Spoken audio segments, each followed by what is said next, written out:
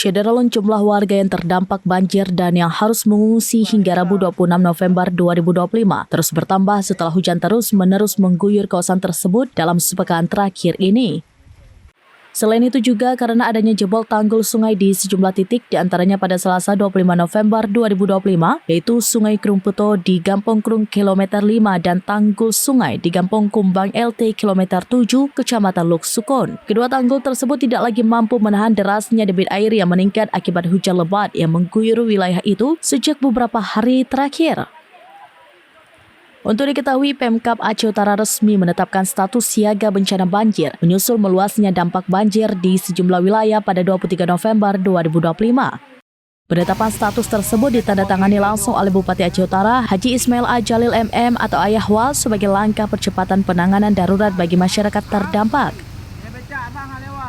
Banjir dilaporkan telah meluas mulai dari ujung timur Aceh Utara, Kecamatan Tanah Jambo Ais, Senedon, Baktia Barat, Baktia, Langkahan, Uksukun, dan Lapang. Kemudian juga di bagian tengah Aceh Utara yaitu Kecamatan Samudra, Syamtalira Aron, Merah Mulia, dan Tanah Luas. Sedangkan di bagian barat Aceh Utara diantaranya Kecamatan Muara Batu, Bandar Baru, dan Sawang. Tingginya curah hujan yang terjadi selama beberapa hari terakhir ditambah dengan pendangkalan sungai dan muara menyebabkan luapan air merendam permukiman warga secara meluas.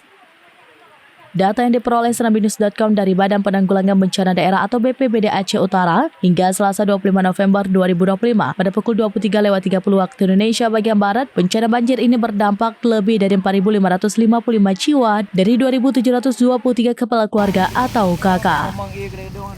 Dari Aceh Utara, Jafarudin, serambinews.com.